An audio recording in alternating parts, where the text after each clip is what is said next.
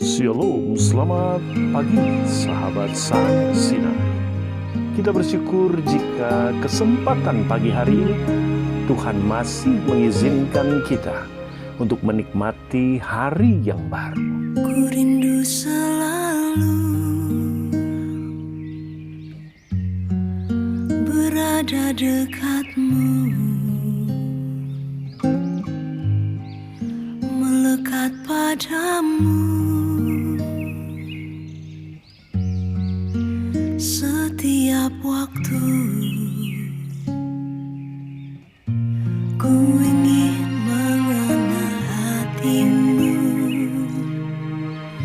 selalu berada dekatmu. Indahnya bergaul denganmu, cintaku hanyalah untukmu. Ku rindu memandang wajahmu, selamanya berada dekatmu. Inilah rinduku, selalu berada dekatmu.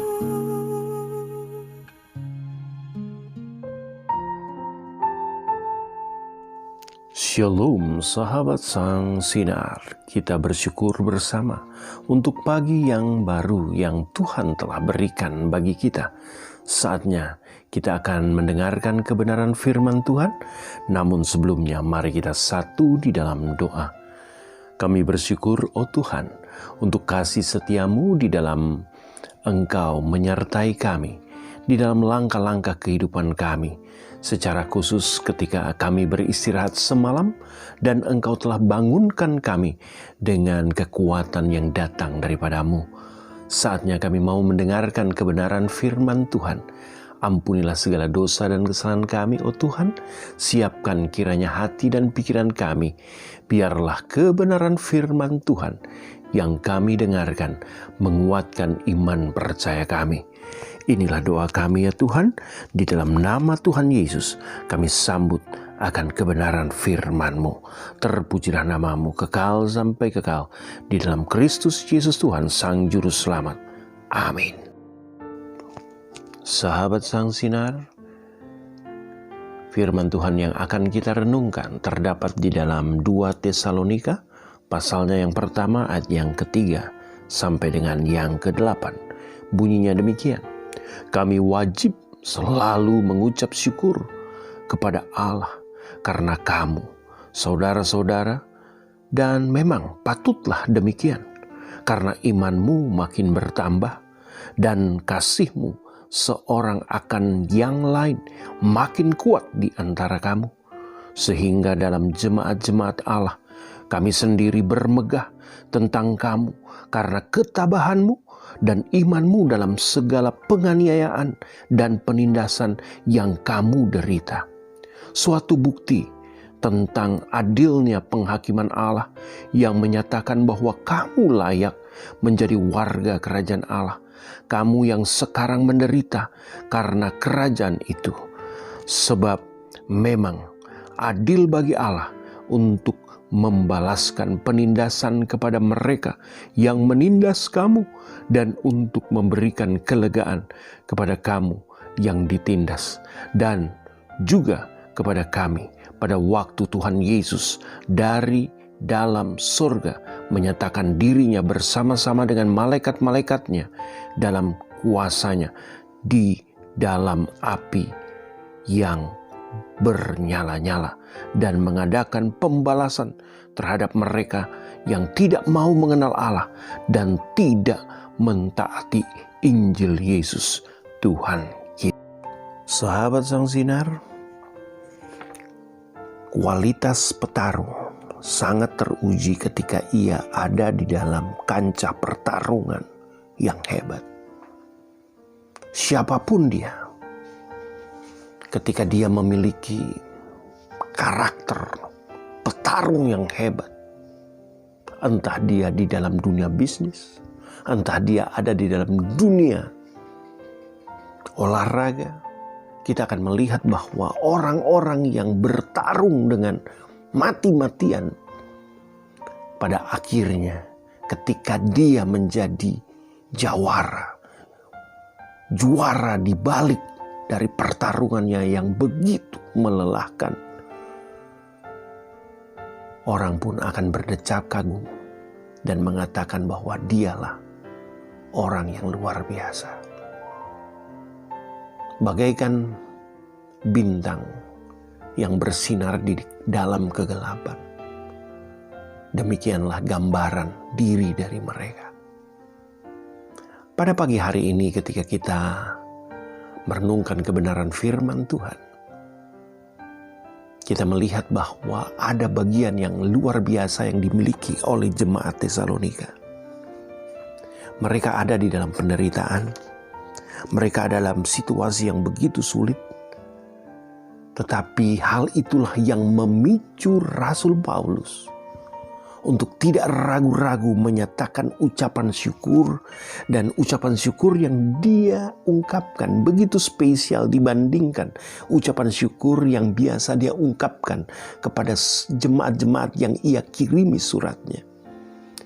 Di mana di bagian firman Tuhan ini dikatakan bahwa Rasul Paulus wajib selalu mengucap syukur. Pertanyaannya, mengapa hal itu terjadi? Kalau kita melihat bagian firman Tuhan yang baru saja kita baca tadi, terungkap bahwa hal itu terjadi lantaran jemaat ini memiliki kasih dan juga iman yang luar biasa sekalipun ada di dalam penderitaan. Satu kenyataan yang boleh dikatakan tidak mudah untuk mewujudkan yang namanya iman dan kasih di situasi yang sulit. Tetapi hal itulah yang dibuktikan oleh jemaat Tesalonika ketika mereka mengiring Kristus Yesus sebagai Tuhan dan Juru Selamat mereka.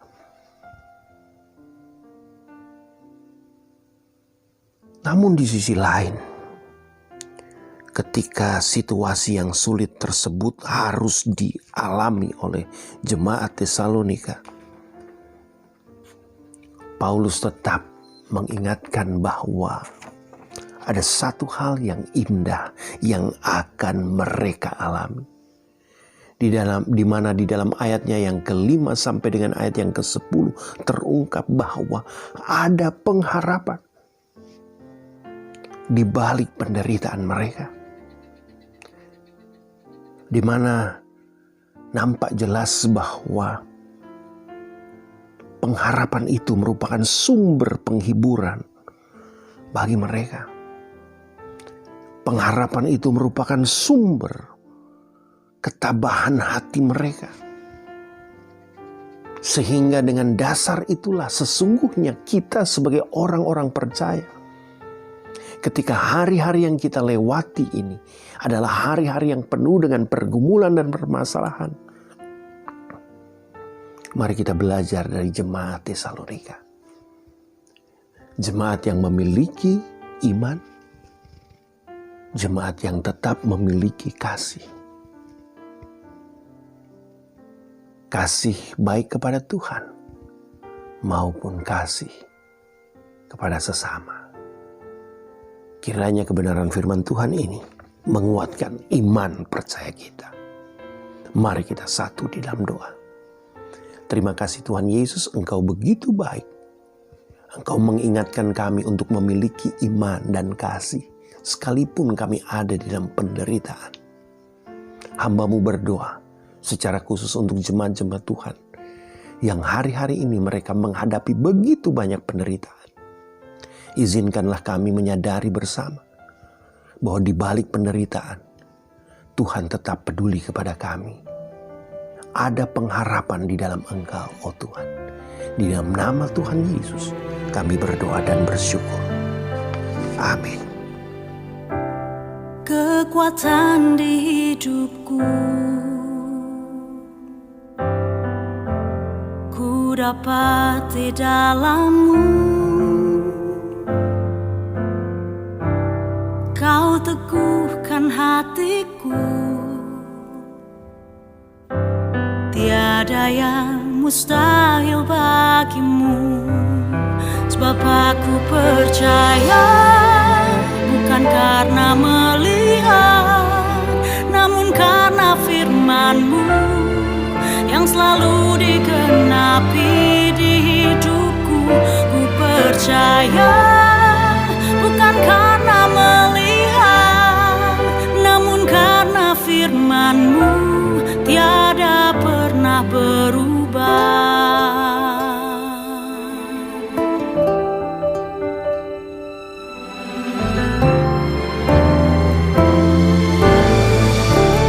Kekuatan di hidupku,